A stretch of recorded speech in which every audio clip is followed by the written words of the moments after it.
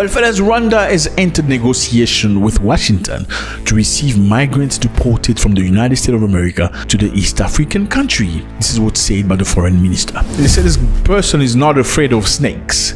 The man, what he does is he's built an immune system against venom, snake venom. Have you heard of such story? Crazy, isn't it?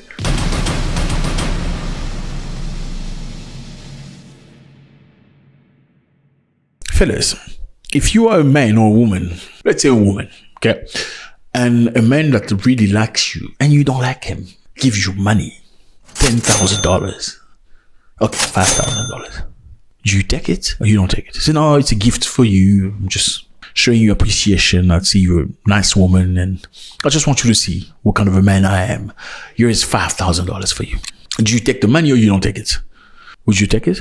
Or would you not? Would you say, okay, I'm going to take it because, well, I didn't ask him to give me the money. Oh, by the way, I have things to resolve back home. I've got problems. My mom is not okay. We need to fix that side of the roof that's leaking. $5,000 would do something about it. Or maybe $10,000. Or would you say, no, I'm not taking your money because I'm not interested in you. I don't want to lure you into thinking that I have any ideas or anything. I don't want you to have hopes. Therefore, I'm not taking you $10,000. Forget about the 5,000. I'm not taking you 10,000. Would you do that? Which one would you do? Well, the majority of people I can think of would probably take the money and say, I never asked him, especially Africans. I never asked him to give me. Or I never asked him to buy me 2 brand new iPhones, last number. Or I never asked him to buy me a car. I'm not interested in him. I didn't say, give me the car. You bought me the car, you put it in my name. Interesting, right? Well, fellas, Rwanda has entered negotiation with Washington to receive migrants deported from the United States of America to the East African country. This is what's said by the foreign minister. I can confirm that this is the case, but the discussions are preliminary, so I won't go into the details that will be discussed. Here's Rwanda on a map. Small country, but very interesting. A lot of hills, a lot of cows, beautiful women. Yes, look at that. And that. And that. And that. You should go visit. It's interesting. Very, very interesting. So this development comes interestingly after a controversial asylum agreement between Kigali and the UK collapsed. Do you remember that one? We're going to talk about it just now. In an interview with the state broadcaster Rwanda TV, Olivier Nduhungirehe said talks with the US government were at the early stage. He says we are discussing with the United States. It has not yet reached the stage where we can say exactly how things will proceed, but the talks are ongoing. This is what he said. So Rwanda is talking with the United States in order to find a way to bring you back to Africa. Yes, so if you're a migrant, you want to run away from your country, whether it's for right reason, you are really persecuted, the government don't like you, Trump don't like you either, since you came into the United States, they can send you to Rwanda. And you're going to be a refugee, not in America, but refugee in Rwanda. During a cabinet meeting at the White House last week, Secretary of State Marco Rubio said Washington is actively searching for other countries to take some of the most despicable human beings identified for removal from the US. Some of the most despicable human beings must go to Africa. This is crazy stuff. We are working with other countries to say, we want to send you some of the most despicable human beings to your country. Some of the most despicable human beings. That's how they perceive you. It's crazy stuff. Like, what kind of a despicable? Like, why? How despicable are you? Despicable because you left your country because of war? Or are you despicable because you raped somebody? Or are you despicable because you unloved people? Or you're just despicable because you left your country and you're looking for a better place and better life? Crazy stuff. Rwanda has presented itself in recent years as a host country for people removed by Western nations, despite warning from human rights organizations. So some human rights organizations unfortunately say that Rwanda is not necessarily the place to be if you are deported from a foreign nation.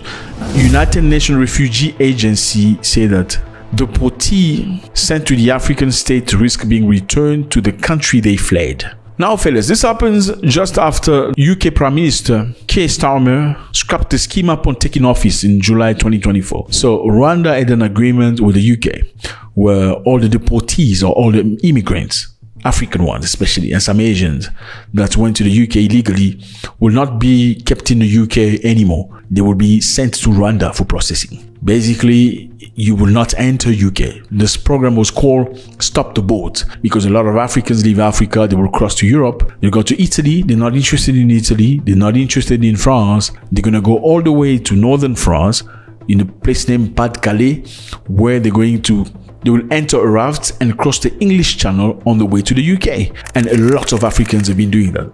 Yeah, I mean, look at that. Look, these are Africans in France waiting for, these are refugees sleeping in tents. They're waiting for an opportunity to go to the UK. Why do they go to the UK? Because the UK services to foreign immigrants is much better than most of Europe. They treat you nice in the UK. They give you a house, they give you food, they look after you, they send you to hospital, unlike some other countries in Europe. So the UK say we cannot be spending tax money on people like this anymore. This is our money. We should be investing in our people. We shouldn't be wasting millions of dollars per day to put you into houses. This is none of our business. Illegal migration is simply unfair. It's unfair on the British people, who have opened their homes to genuine refugees, and it's unfair on taxpayers, who are having to spend nearly £6 million a day to put up illegal migrants in hotels. It's unfair on the people who come to this country legally, who see others jumping the queue, and it's particularly unfair to those putting their lives at risk in the hands of criminal gangs. That's why one of my top priorities as Prime Minister is to stop the boats. So the UK collaborated with Rwanda, offering them hundreds of millions of dollars to build apartments in Rwanda, where they will keep all of these Africans that will try to cross the English Channel, send them back to Rwanda, where they will be processed. And many Africans were not happy with this.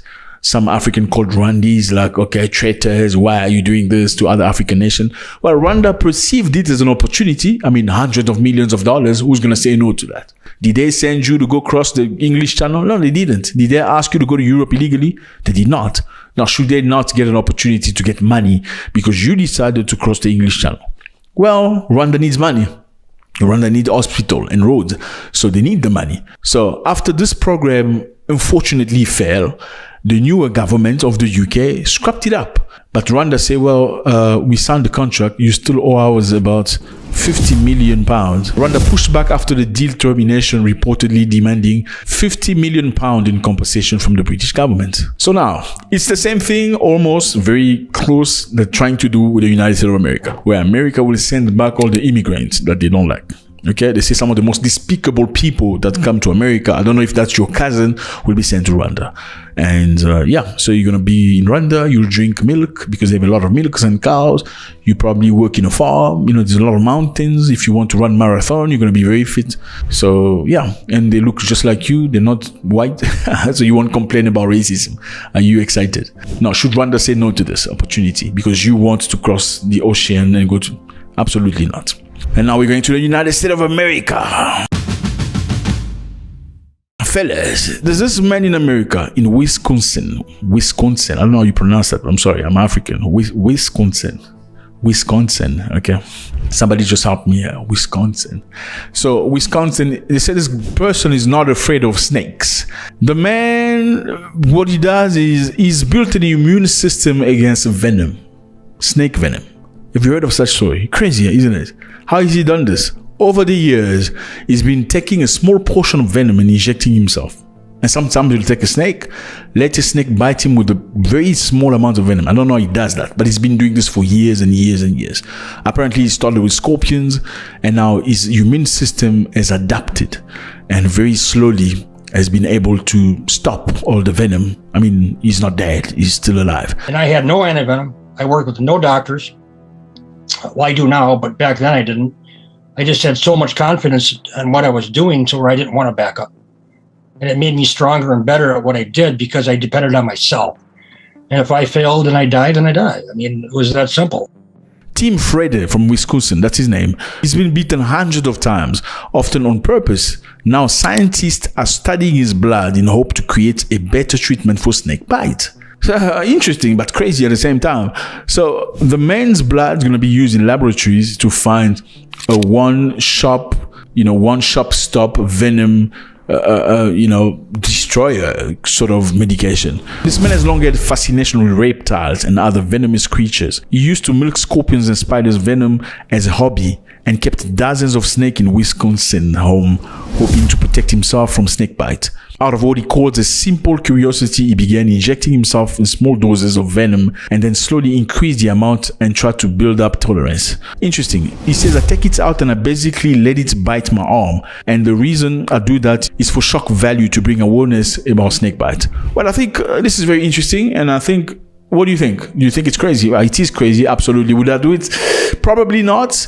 I find it interesting, but I don't think I will probably do it. But I think it's interesting for a country like Kenya. Yes, Kenya is currently going through a serious health concern about snakes, with an estimated about 20,000 people being bitten annually, resulting to 4,000 deaths and thousands of suffering from complication. I think this is an interesting thing because Kenya does have limited access to effective anti-venom, especially region-specific anti-venom, because you don't just use anti-venom, random anti-venom to random people. You need to see the snake, identify the snake, know which snake bits your child or your cousin or your nephew, then find the appropriate anti-venom. But if you bring this guy across and you give him a couple of millions, and researchers are probably going to find but that's not something that will probably interest some of our African brothers, because we like spending money on Miss Pageants, 100,000 for being pretty, stupid things like that. Having a second, third wife, fourth wife, sixth wife, that's more plausible than trying to find a way to prevent. Who cares about these Kenyan people dying from venom? Anyway, let me know how you feel about this. You know what it is. Rwanda is going to accept you and your cousin that's going to the United States with no visa. They're going to send them. They say they're some of the most despicable people. They don't want you. They've called you shithole country and everything. You're still going. It's just crazy. And now the Venom guy probably going to find solution for Kenya if Kenya is interested. Let me know how you feel about this. Always a great pleasure. First, we go to South Africa, where people are complaining that the government could be hampering with the prosecution of negative things that happened during Apartheid-era. Many people are very angry at the black government because they feel like the government is blocking many of the white people that did negative things from facing justice. Why? Is it because they offer them money? We're going to find out just now. Then we're going to go to Namibia,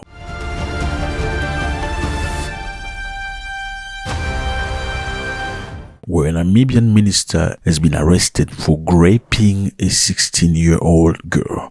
We're going to find out about that.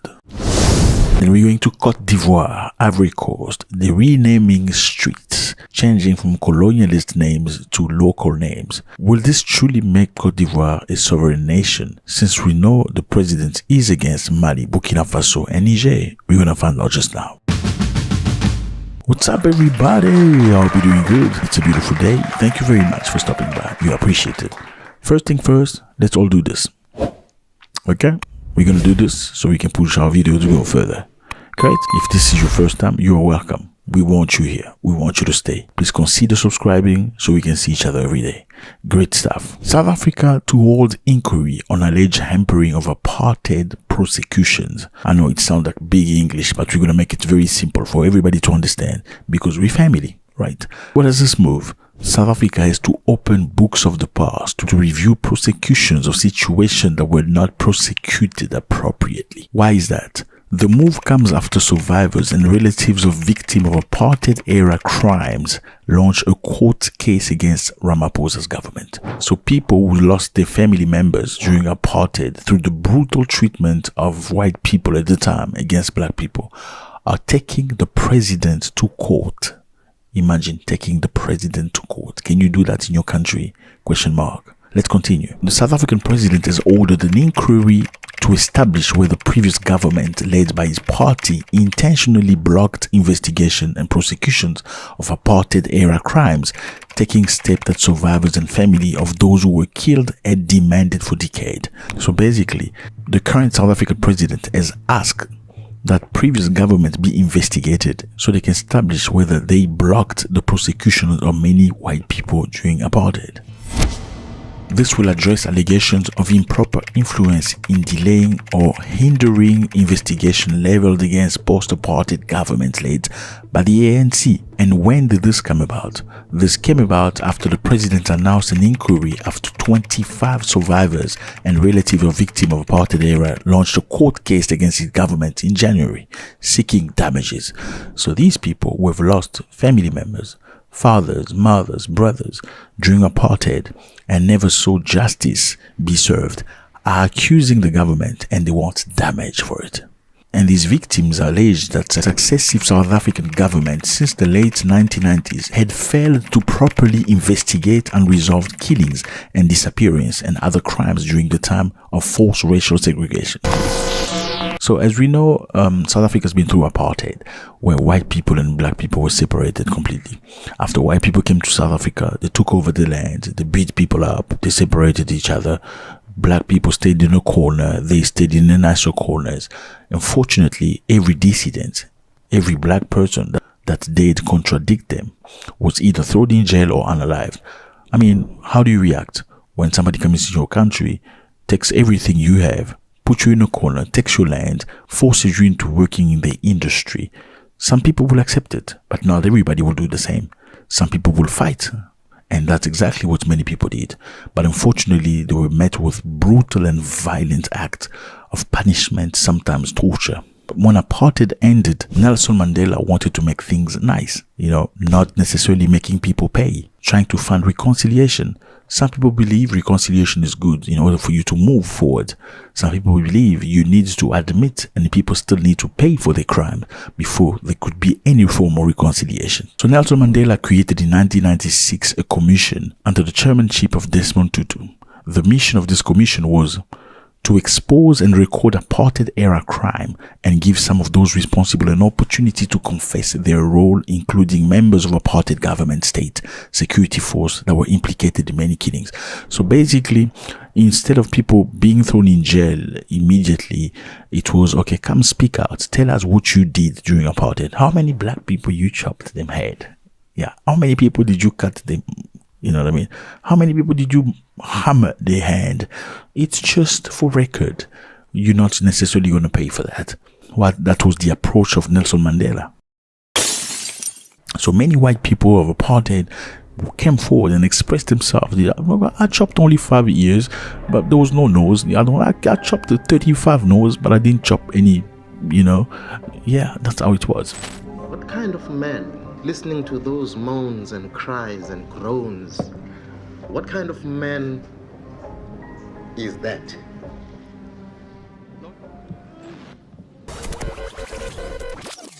So the ANC, which is Nelson Mandela political party, was at the forefront of the battle against apartheid. In 1994, they won the election through Nelson Mandela. They have been criticized for prioritizing national reconciliation ahead of justice for the victims. Do you think South Africa did the right thing by prioritizing reconciliation among blacks and white people instead of going through justice of what negative and bad things some people had to go through before getting into reconciliation? Do you think maybe the black government just wanted to forget because they were rushing into getting into power, perhaps? And by doing so, they would have been delaying their position into power, perhaps. One of the most prominent unresolved cases is that of Cradock 4, a group of black anti-apartheid activists who were abducted, then murdered by security force in 1985. Their bodies were burned and security officers were suspected of torturing them, and no one has been prosecuted for the killings. Lukayu Kalata is one of the guys whose father's fort was one of the Cradock 4.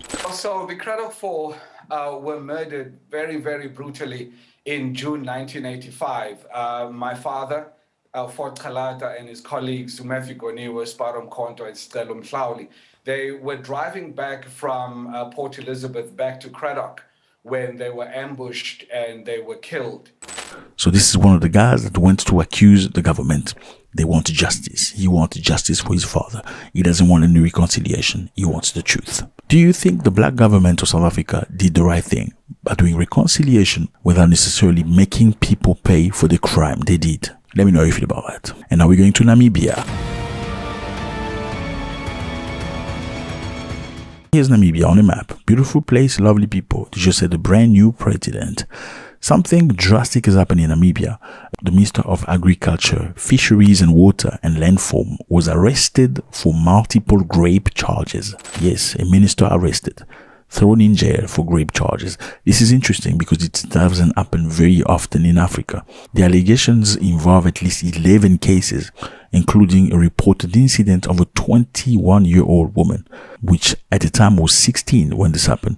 The minister, Mark Albert Hangari, has been thrown in jail for that, awaiting for prosecution. Now, the president, who's a lady, Netumbo Nandi Ndantua, dismissed Hangari from a ministerial position immediately. She revoked his parliamentary seat.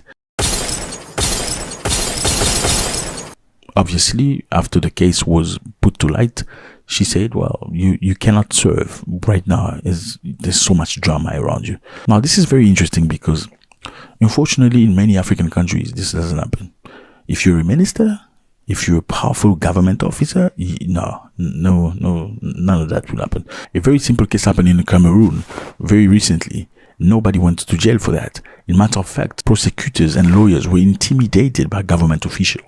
Another case happened in the Congo, where a minister's son unalived many people by reckless driving. After getting drunk and spending the whole night at a nightclub, he unalived people, driving like a crazy man. At least 12 people were unalived. And guess what? He never went to jail, never was prosecuted for that because of the influence of his father. It's just very interesting to see that Namibia can separate you as an individual from the crime you've achieved. Now, the question is, just because Namibia has arrested this person, should people be happy? Question mark. Does this necessarily mean that he did what he's been accused of doing? We don't know yet until thorough investigation is done and confirmation and the court rule is pronounced. These incidents have drawn a lot of attention in Namibia, highlighting ongoing concern about gender-based violence and accountability of public officials. So apparently, these are the type of things, talking about gender-based violence, rape, are the things that happen quite often in Namibia, unfortunately. Now, opposition leaders are also very angry at the government, saying, why did you hire this guy, knowing well that he had a case against him in November 2024? That shows that the Namibian government is not doing its thorough investigation before hiring people. Now, the other side is, how do we know this man did what they say he did? Question mark. Can we say that the government is 100% right? These accusations are correct just because they made it public? Question mark. Could this be perhaps a way to shut him up from politics or throw him away? You know, politics is very dangerous. We know in 2023, Hina Hungary was arrested during a protest against high youth unemployment in Namibia. So he was one of the people in forefront fighting against unemployment among the youth in Namibia and was thrown in jail. Was he fighting for the right cause? Absolutely. Was he thrown in jail for the right cause? We don't know. Could this be the reason why he's being unjustly accused? It's a possibility. Now, just because he worked and fought for unemployment among youth, does it mean he didn't rape these young girls? Question mark. And they're talking not just about one person, they're talking about 11 cases. But that we'll only know until justice is served. And now we're going to Côte d'Ivoire.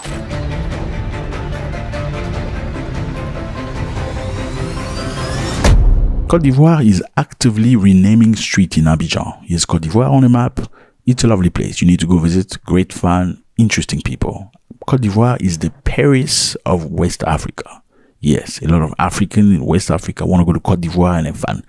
Côte d'Ivoire is actively renaming street in Abidjan as part of a broader decolonization and urban modernization effort initiated in 2017. The project aims to replace colonial-era street names with those reflecting Ivorian history, culture, and values. Congratulations, become a prophet. Yeah, it's interesting to see that people are moving to the right direction. It just feels like Africans are waking up now. Like, hey, we've been sleeping for too long. Why is my street name Lambert again? Who is Lambert? I never heard of Lambert. Oh, Lambert is the man that chopped many people's hand in the past. Oh, yeah. You find crazy names like that. General de Gaulle, who's done many, many negative things in many African nations. You see his name in every French-speaking African country. Now, very slowly now, after Senegal, after Mali, Burkina Faso, and Niger, now Côte d'Ivoire is following through by renaming street. Now, is this being done only to decolonize Côte d'Ivoire?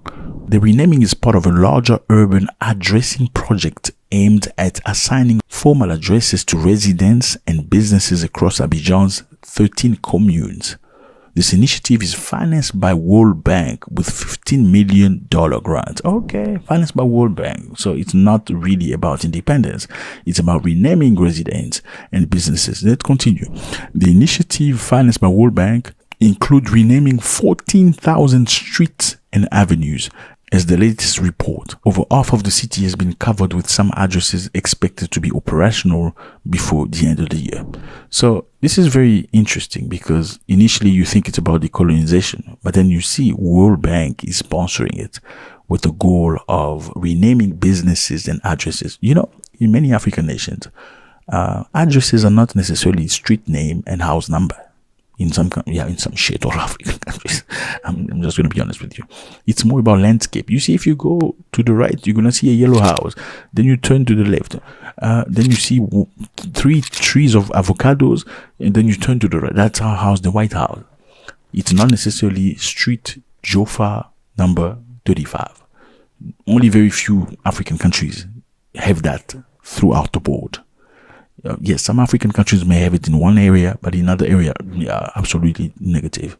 So, Côte d'Ivoire is doing this, as it says here, with the goal of renaming businesses. Obviously, this is to tackle issues when it comes to taxation, localization, mapping, knowing exactly what the business are, how to get money from the people. The new system aims to improve navigation, enhance public services, and facilitate business operation.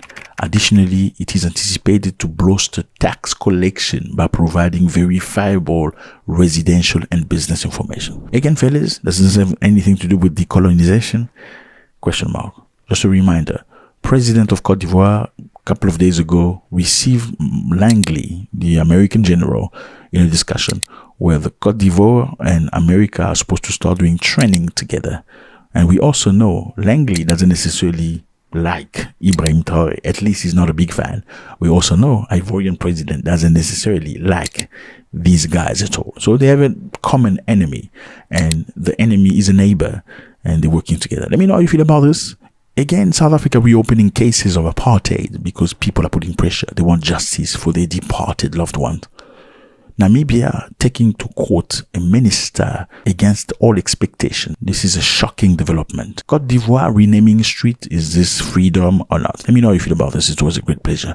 Julius Malema has been denied a visa to the UK. Julius Malema, you know Julius Malema, right? Yes, Julius Malema, the leader of the EFF of South Africa, economic freedom fighters. They're usually dressed in red. Very strong, very feared as a person.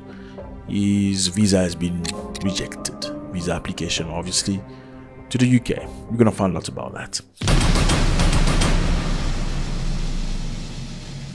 What's up, everybody? I hope you're doing good. It's a beautiful day. No, it's not. It's very cold today. I'm freezing. I'm freezing. I hate it when it's cold. You have no idea. I hate winter. I hate it when it's cold. I don't like it. I prefer it warm. You can jump in the pool, or you can take a shower if there's no pool, or throw yourself water with a basket. But when it's cold, what do? You become like this. Okay, you put a hoodie on. You're miserable. I become very unhappy. And with this hoodie in America, you won't survive, right? They'll unalive you quickly. That's why I'm not coming to America. Yeah, Africa is nice, fellas. You can go in the street like this. No, ain't nobody gonna stop you. Say registration and what is that thing they ask? Anyway, let's get back on track. Julius Malema, the leader of the EFF, Economic Freedom Fighters, was denied a visa to the UK in May 2025, preventing him from speaking at the Cambridge Africa conference. So Malema was getting ready, gearing up. He's supposed to be there on the 10th. That is when he's supposed to be speaking to the public. However, his visa has been denied. How has it been denied? Has it been denied directly or indirectly? We're going to find out about that. Malema and the EFF claimed that the denial was politically motivated, aimed at silencing his dissenting views. Malema is not to the taste of everybody. Let's continue. The UK cited procedural issues such as delay due to national holidays. Okay, we're gonna find out about this. Is this a delay that is normal or a delay that is politically motivated? If they will refuse a visa to Julius Malema, who's been several times to the UK, what could be the cause? Why right now? We're going to find out. It's important for you to find out. So, South Africa firebrand Julius Malema was supposed to attend a conference in the UK where he was invited by a university where he was about to speak about global matters, in particularly imperialism. Malema said the UK had no substantial justification for its decision, and he saw it as an attempt to silence his dissenting political perspective.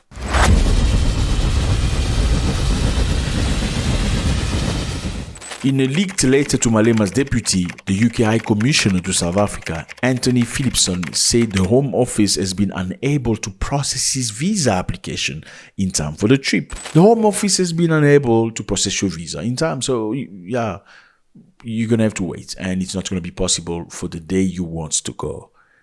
So if there is a visa at all, it's not for your trip. It's next month, perhaps. Malema, leader of the EFF party, is a fierce critic of what he sees as a Western imperialism. He also advocates for nationalization.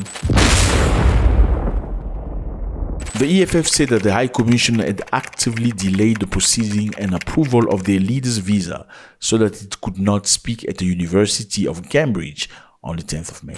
Is this possible?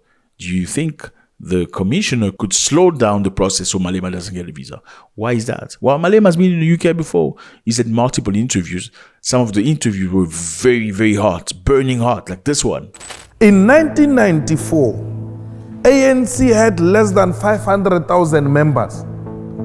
Yet the people who voted for the ANC were more than 5 million. So how do you say 500,000 people brought about a democratic South Africa and forget the whole entire millions who brought a democratic South Africa? The ANC was formed in 1912. South Africa existed way before 1912. South Africa existed even before the arrival of Jan van Riebeeck in 1652. So you're telling me about a baby of 1912, that is what made South Africa to be what it is? Not even Jan van Riebeeck can tell me that the arrival of settlers made South Africa to be what it is. They found it there with its beautiful oceans, mountains, and weather. And that interview caused a lot of fire in the heart of a lot of people. So perhaps they don't want it to happen again. Now, what's interesting is the High Commissioner sent a letter to justify why the visa wasn't ready, citing there are some procedural issues. And because it's happening on a public holiday in the UK, there's nothing we can do about it. It has to wait. So basically you're saying this president of a party that could potentially become a president of a country in the future cannot see his visa process faster or in a special way because of a holiday. Let's find out about this. Now, we can understand this if this is a normal John Doe looking for a visa, trying to go to the UK. Maybe some of his documentation are not clearly what they're asking for and he needs to amend something. Or he needs to add the file about his banking, or maybe his address is not clear. Or maybe a police clearance is missing. But this is Julius Malema that everybody knows. This is Julius Malema that's been in the UK many, many times. And number two, you're the High Commissioner of the United Kingdom. Don't you have powers? What kind of power a High Commissioner have? Let's find out about that. A UK Immigration Commissioner or a Home Office official can issue a foreigner a special authorization to travel to the UK without a visa. Oh, but this would be an exceptional situation and would not apply to all foreigners. There are a few possible circumstances in which this could occur. If you want to dive into this, you can research. Yeah, so basically, a High Commissioner have a power. Just say, hey, dude, you can come. Your thing is very serious. Let's go. Forget the proceedings. Let's go. We will justify that later, especially because you're a well-known person and respected. If the High Commissioner had the time to write a letter to the deputy of Malema explaining himself, he could well also just say, you know what? Forget about it. Just come, get a visa. We'll justify this later, right? He could do that. Because embassies and consulates don't justify themselves to nobody. Like, they don't give you a visa, There's nothing to explain. If he can write to say, okay, we're sorry because of the proceedings and this and that, so that means also he has the power, and you are powerful enough, you are valued enough by this commissioner to be given a pass to a visa, and then they will look later. Well, that wasn't done. Now, let's see what are the reasons why. As Malema perhaps positioned himself in a way where they could refuse him a visa. Let's see some of the things that he said in the past.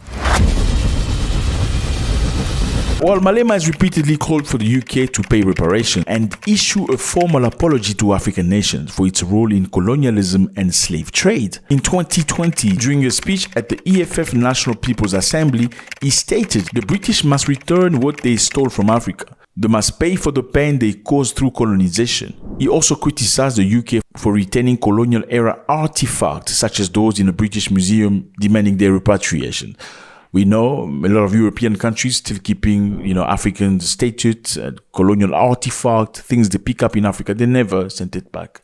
It's in their museum making money every single day that Africans never see. And the way they took them wasn't necessarily the most peaceful way. Sometimes they took it from somebody who ended up screaming, to their death. So Malema asked for that. Could this be one of the reasons? This statement positioned Malema as a vocal critic of the UK historical legacy, potentially marking him as a figure likely to stir controversy in a UK event. Malema has also criticized UK's foreign policy. Malema has accused the UK of supporting imperialist agendas in global conflict. In 2023, he criticized the UK's stance on Russian-Ukraine war, claiming that the British and the NATO's allies are escalating the conflict to maintain Western dominance, while Africa suffers the consequences.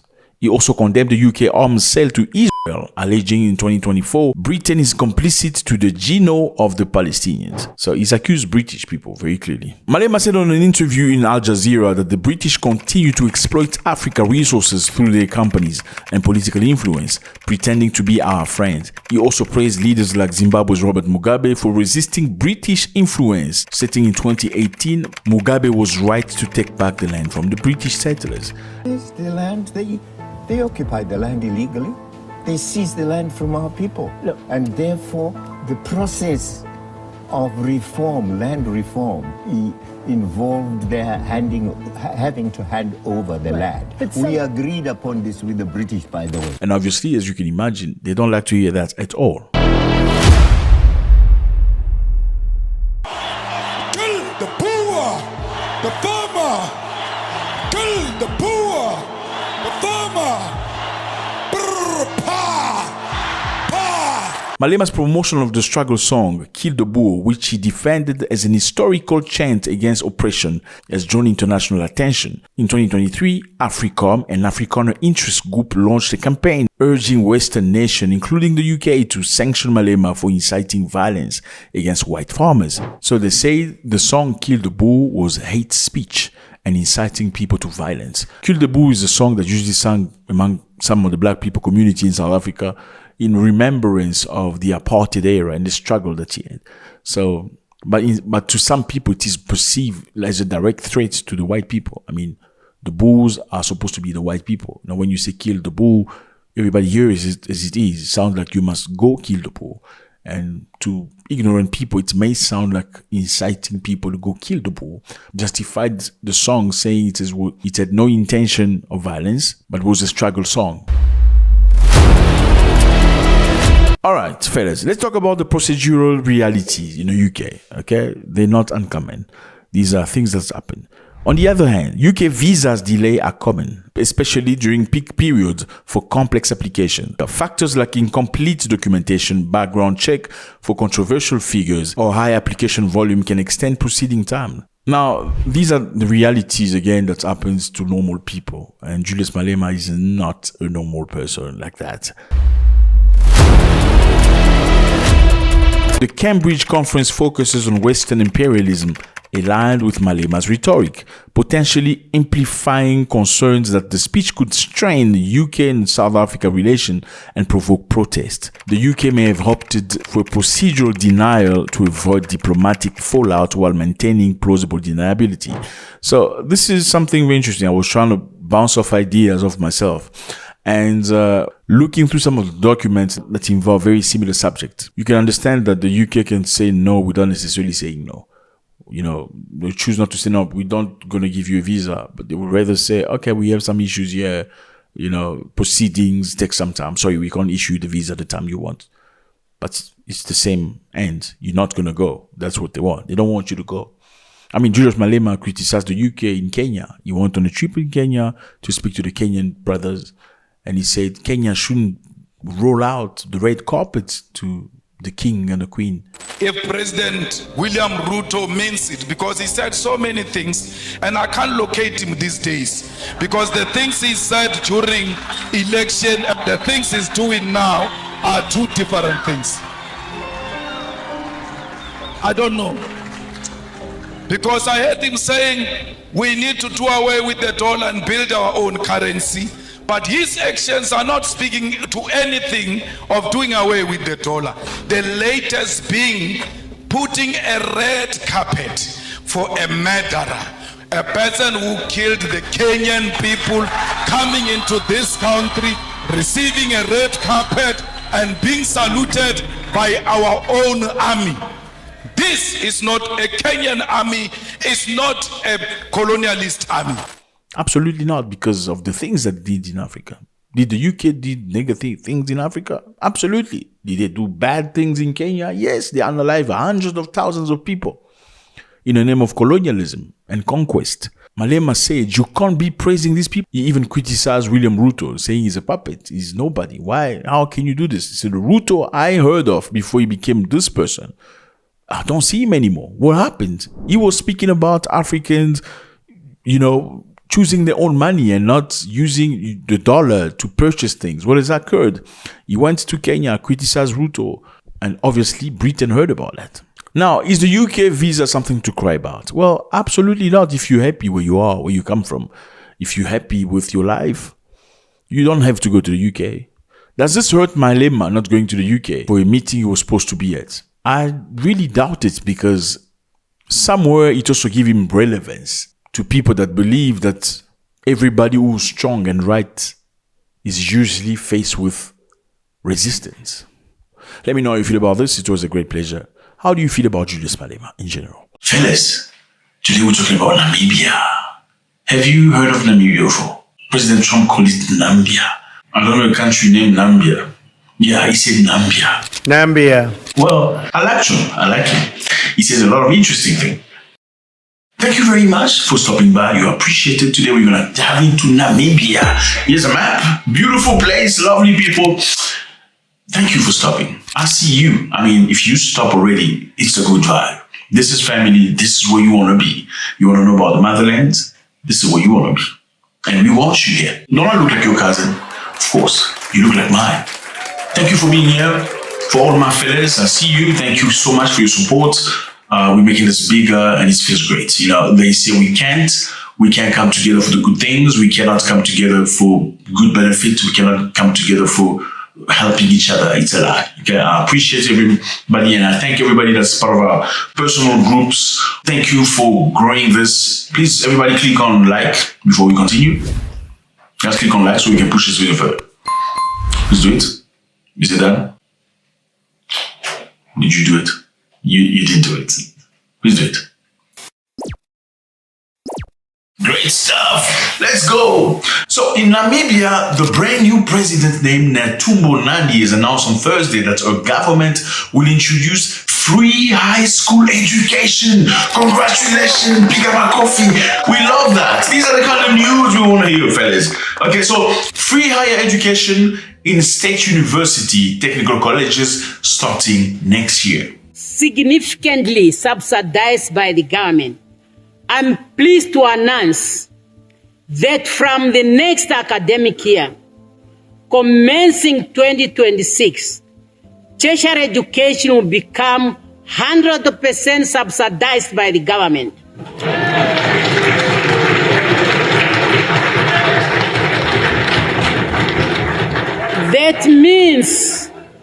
That means no registration fees and no tuition fees.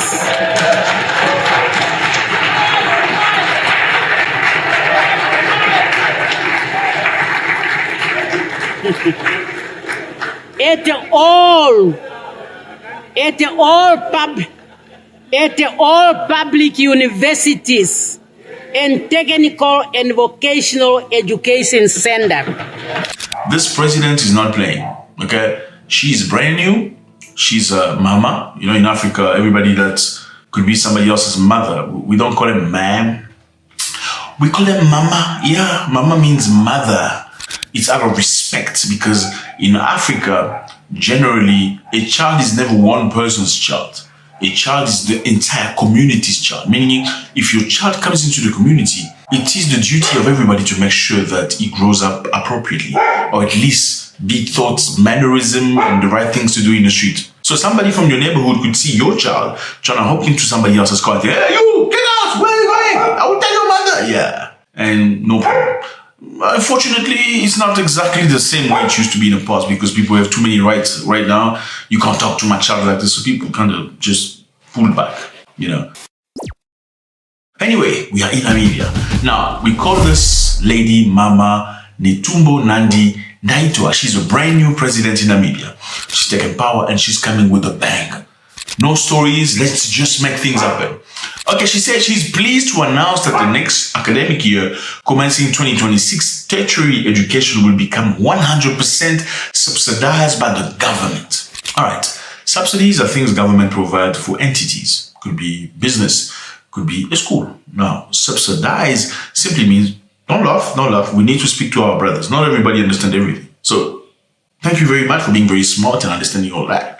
We appreciate that.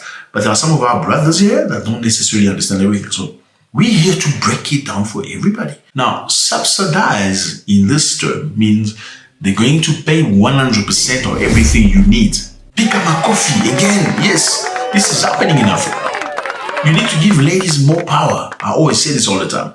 Now, Namibia already provides free education in public elementary and high schools, though parents still typically have to pay for school uniform and stationaries, books, and hostel fees. So, yeah, school uniform, parents have to provide stationery, books, and hostel fees. I mean, Namibia is one very stable country, okay?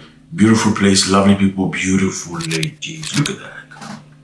And that. Beautiful ladies, look at that. And that. My brother just hold on a second.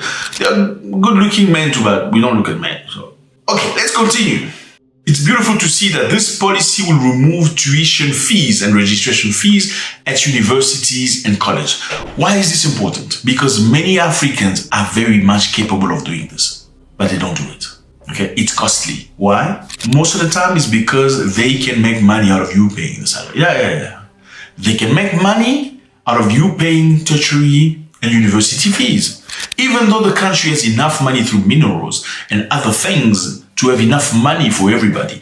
Unfortunately, politicians in Africa think once they're in power, the goods of the country belongs to they and their families. They enrich themselves, they buy big cars for the first, second, third, fourth wives because they all have many wives, but let nobody fool you. Yeah, officially it's one wife. There's only one president from Senegal, this guy right here. Yeah, he stands on business. He's a polygamist. He's got two wives. Look at how beautiful this lady is.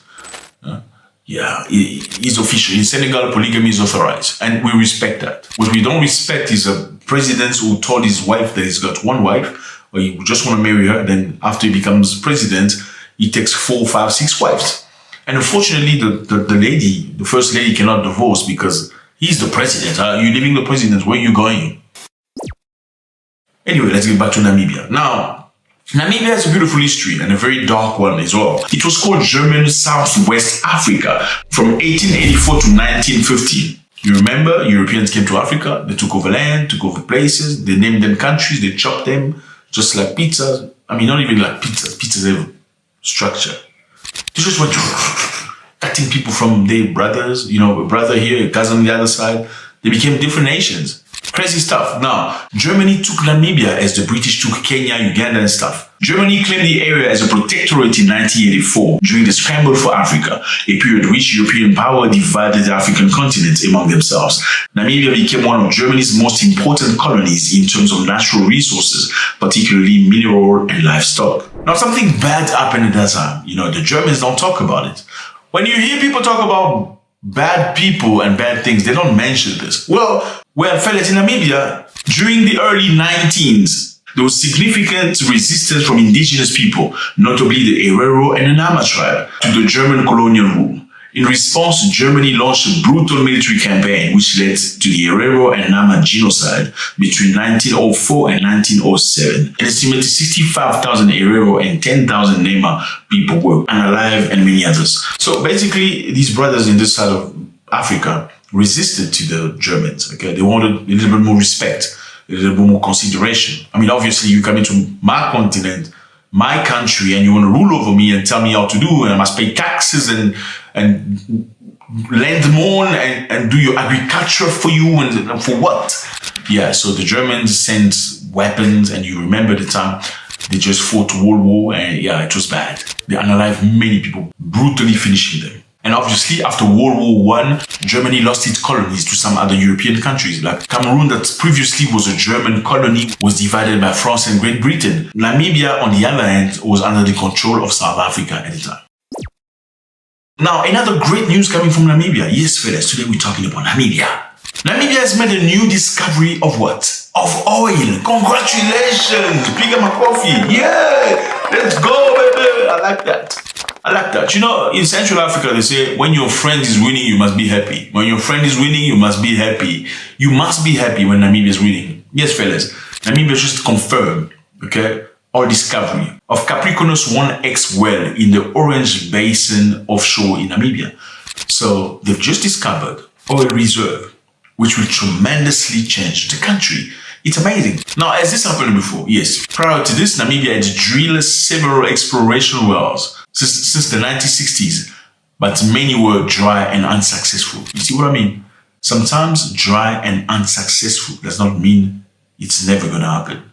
So they drilled before, they looked for it before, and never found, but they never gave up. You know what I'm saying? Sometimes you say, oh, our country is not that rich, not like the other country, but you don't know because you don't have the resilience. You don't have the attitude, the combativity that you need. So Namibia, even though they failed many times in the past, they continue doing, they continue searching, and they found eventually massive offshore oil deposits.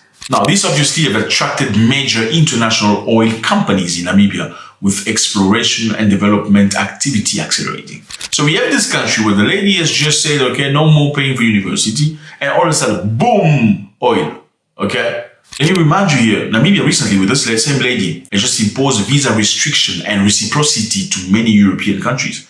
Basically, if Namibian people cannot come to your country with no visa, then sorry, sir, you are not entering the country. This is an attitude people will expect from men. But many men in Africa, African leadership is just, it's just sad. They're just very good at beating their own people up. They will send you to jail, get you tortured, that they can do. But standing up for themselves and for the people, they're very much like coward. I'm sorry. I'm just being honest with you. And this lady, I don't know if it's because of her age, she doesn't give a fuck anymore. She said, if my Namibian people cannot come to the US with no visa, then you USians or you whatever, you can come here, but you gotta have a visa. Same for Britain, same for European countries. Many African countries today still have a visa-free entry or policy for Europeans, but African people cannot go. Well, we're not going to get into that now. And many people were worried about that because Namibia baits quite a lot on its tourism. You know, it's a beautiful place, Namibia. You have to visit. So many sites, so many locations you can visit, tourism. The tourism sector contributed about 6.9% to Namibia GDP, which is roughly $730 million. And tourism right now employs about 57,000 people. And Germany is still one of the top tourists, UK and America, and South Africa. But the lady said, if you cannot come to your country with no visa, you are not coming here. So she's putting that chunk of money and 57,000 people jobs in jeopardy in the name of dignity. And I respect that. Congratulations. Now it's great because Namibia now has oil. Okay, it's beautiful. So many companies are rushing to Namibia, such as Total Energy, Shell, Chevron, Galp Energia, Qatar Energy. Imagine, Qatar Energy. They have oil, right? But they're coming to Namibia to look for more oil. Very strategic. There's Namcor and many other which I cannot name.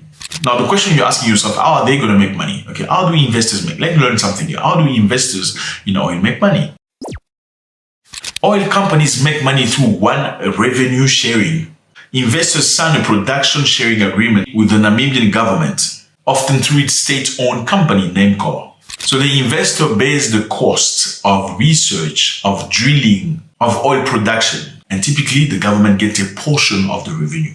So in other words, an external investor will come to the country, get a license, start scanning, look for loopholes, drill, start producing, bring his machinery, his equipment. Once revenue comes, they split depending on how they agreed. So the country just sit down and watch you. You just do the job, you just pay us. Beautiful. And what economic implication this is going to have for Namibia? Anticipated oil production is expected to significantly boost Namibia's economy, potentially increasing the annual GDP growth to 8% within a decade. The government envisions that oil revenue will help diversify the economy and reduce reliance in traditional sectors like mining. So as you can see, this is beautiful to have because then you don't rely on one thing, not just tourism and some other mining. Yes, Namibia has mines. Namibia exports diamonds, uranium, zinc, copper, fish, particularly hake, monkfish, horse mackerel. Namibia exports livestock, meaning meat. Maybe some of your meat comes from Namibia. Beef is a major export for Namibia, mainly to the European Union and China. Yes. Namibia produces grape, dates, millets, and many other agricultural support. Congratulations to this lady, our mama. She's doing a tremendous job and I hope many leaders follow through. You know, free university. Now you can go to, I'm just fancying Namibians right now, being excited. The drilling has not happened yet when it comes to oil, but it's there. The companies are there. Investment is being made, and it's going to be beautiful for this country. Let me know how you feel about this. It was a great pleasure.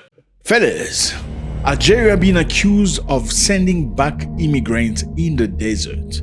So whenever they arrest black immigrants from sub-Saharan Africa, they send them to the desert to die. Is this true? We're going to find out about this.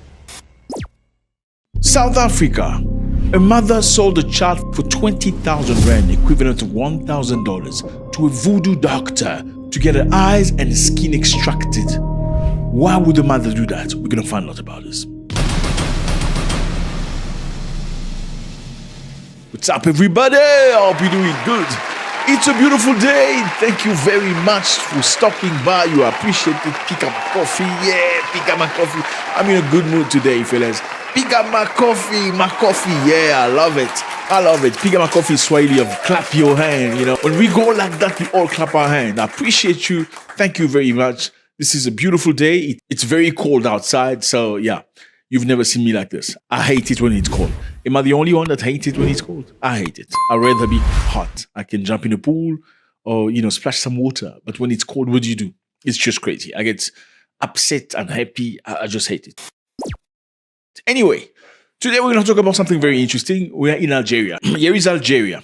So Algeria has been accused of taking black immigrants to the desert and abandoning them there so they can die. And this is crazy. As you would imagine, the desert is not the nicest place to be. So it gets extremely hot during the day and freezing during the night. So as you would imagine, it's not a nice place to be, whether it's during the day or during the night. And especially if you don't know which direction to go.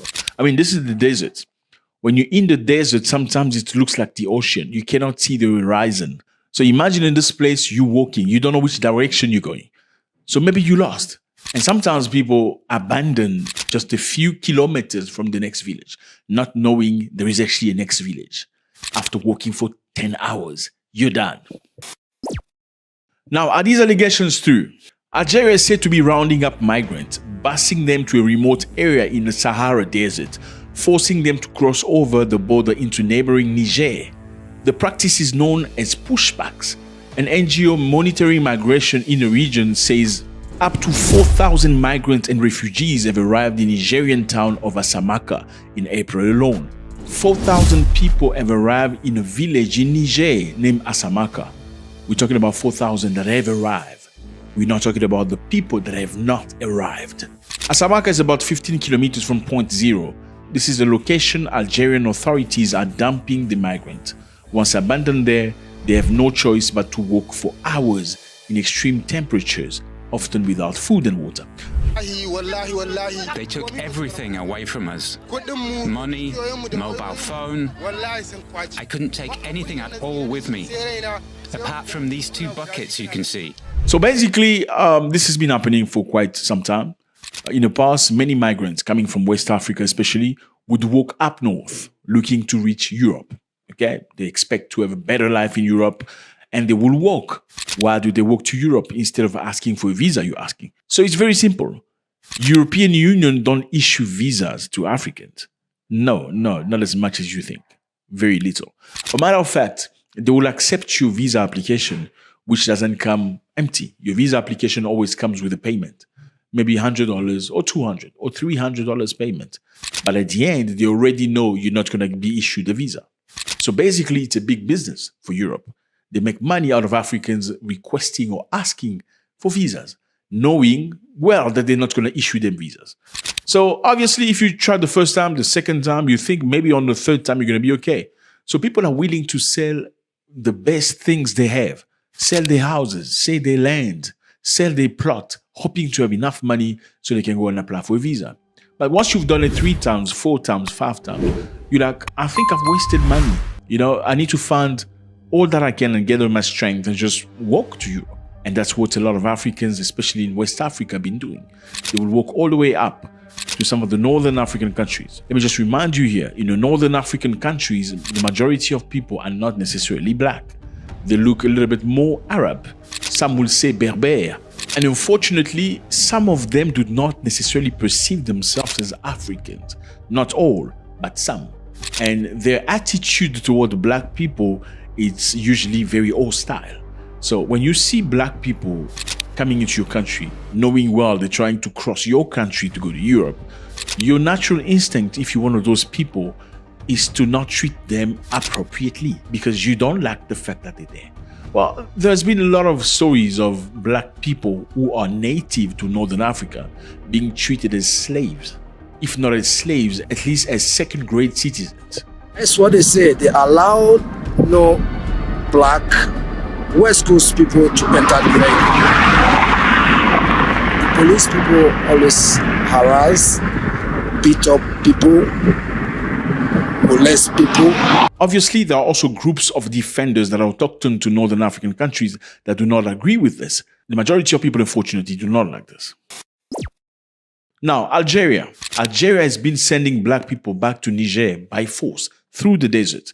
They dump you in the desert. They say, okay, dude, walk, find your way. They don't give a continental. Whether you survive or not, it's your problem. The problem is this has never really used to happen in the past. Until in 2015, when the European Union had a meeting with the Algerian government, where they had a discussion about immigration.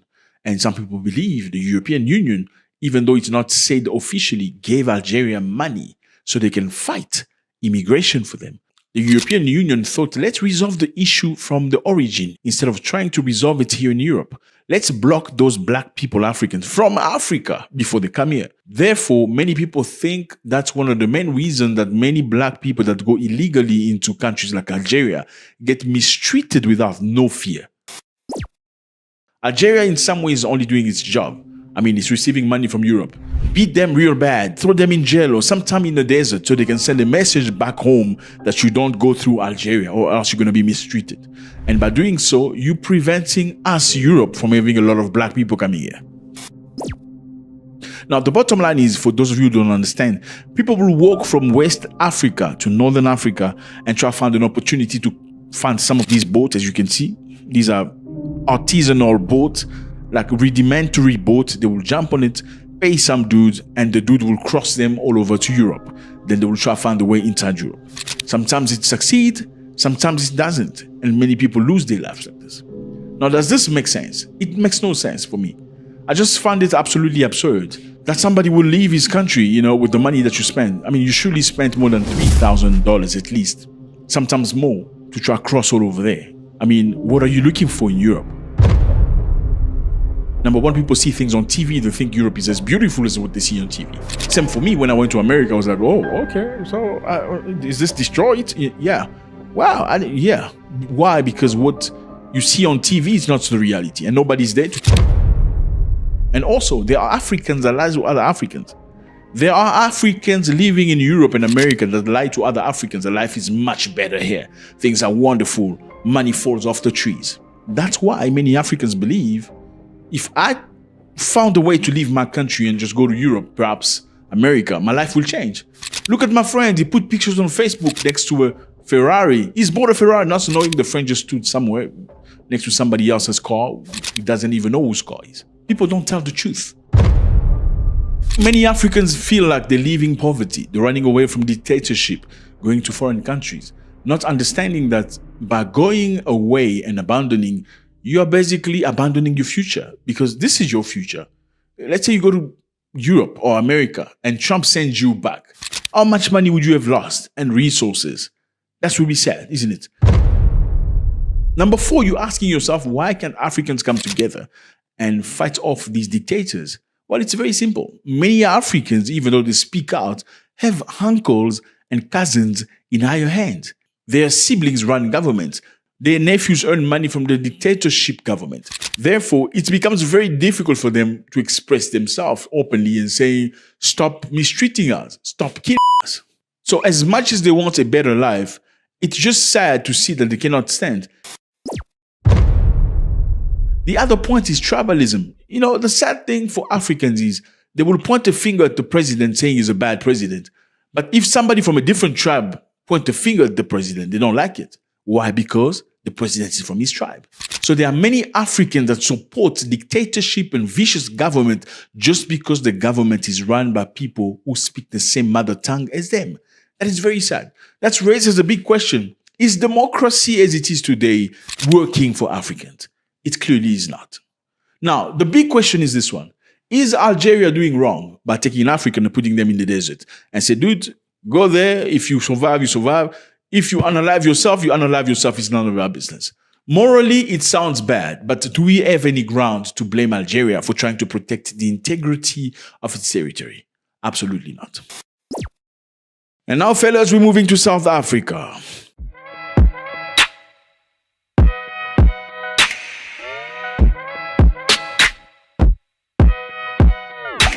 Well, in South Africa, some very, very sad story has been announced. A woman has been arrested for the disappearance of her child. She has been convicted of kidnapping and trafficking her own daughter. The woman's name is Kelly Smith, and her boyfriend's name is Jacken Apolis. The both have been arrested and their friends for the disappearance of the child. The child, Jocelyn, went missing from outside her home in Saldanha Bay in Cape Town. The lady went to the police to say, my child has disappeared. This is very traumatic. I'm very sad. She was crying. She was all over the place. And people felt sorry for her. As you can see, this lady is not black. She is colored. In South Africa, she will be classified as colored. And for those of you who don't understand, in South Africa, black and coloreds are different. Black are people as black as me. Coloreds are usually people a little bit brownish, whose ancestry sometimes has mixtures of Asia and Africa and many other places. Now, this lady went to the police complaining about the disappearance of her child, saying it's very sad. You know, people feel sorry for a woman crying over a child who's 6 years old. Later on, the police found it suspicious because as they were looking for the child, the mother was busy about the whereabouts of her boyfriend, not of a child. So she was more preoccupied about where's my boyfriend and where's the child who's just disappeared. That raised many questions. And later on, they found out that she had sold the child to a sangoma. What's a sangoma? A sangoma is an equivalent to a traditional healer in South Africa. She had apparently sold the child to a sangoma for beautiful green eyes and a lovely skin. As you can imagine, so they're probably going to use her eyes and skin for witchcraft. Yes, that's some of the crazy things that are happening still today in Southern Africa. How are they going to use the skin? You probably have imagined it. They're going to unalive that little girl and mix her skin with some condiment to heal, chronic disease or some nonsense like that. Yes. In other instances, a very sad situation we've heard of is some people still believe in some areas of Southern Africa, especially in South Africa, some stupid people believe that if you have sickness like HIV by having, with a virgin child, you know what I mean, you will be healed of your disease. Yes, they still believe that's stupidity. And usually, sometimes, the power of a spell, job or opportunities in life is as strong as the age of the child. So if they use the body of a child to do some sort of a spell, your spell is going to be very, very strong. Apparently, this lady sold the child because she's a druggie. Yes, she needed money. Her friend and neighbor told on her. She said the lady told her she had done something silly. She sold Jocelyn to a traditional healer. You know what I mean? Sometimes you're just stupid enough, you open your mouth and you speak things, you like, what did I just say? That's what happened. She also said that the person she sold her to wanted her for her eyes and her skin. Beautiful eyes. Poor little girl. And a local pastor testified that in 2023, she admitted to her that she wanted to sell a child for 20,000 rand, equivalent to $1,000 or less, because she needed money urgently and she knows how she's going to get the child back. Now, you're probably asking yourself, who are Sangomas? Sangomas are legally recognized in South Africa under the Traditional Health Practitioner Act 2007, alongside herbalist, traditional birth attendant, and traditional surgeons. So they are recognized by the government. You know, South Africa's kept a lot of traditional, cultural, custom stuff. You know, they believe in custom. A lot of South Africans are not necessarily Christians or Muslims. Actually, you rarely find a Muslim South Africa. Almost never existed. And a lot of people, especially in Zulu land, do believe in ancestry, you know, ancestors, the power of the ancestors. Some people limit themselves there, but some other people go to the extent of believing on things that are obscure and dark, as you would expect, positive priest, negative priest, white priest, black priest. It's as bad as that. So some people believe I can throw curse on you by using blood, human blood, crazy stuff like that. This is surely not a belief of everybody, but a lot of people still believe in that. And the sad part, like I mentioned earlier, people would believe that in order to heal of their chronic disease, they need to have an encounter with a virgin little girl. That's very sad. Some charlatans are also involved in unscrupulous traditional so-called cure that have been known to sell good luck charms that involves body part. That's what it is, fellas. In Algeria, they're taking people like yourself. Throwing you to the desert because you're coming there illegally. Go to the desert and go find yourself. You found your way or you dead. South Africa is finally bringing to justice this lady that lied to everybody, saying a child had disappeared, crying. Then they discovered that in fact she sold the child to a traditional healer and even told somebody that she believes that the child is right now in a container on the way to West Africa. Why West Africa? Let me know how you feel about this. It was a great pleasure. God bless.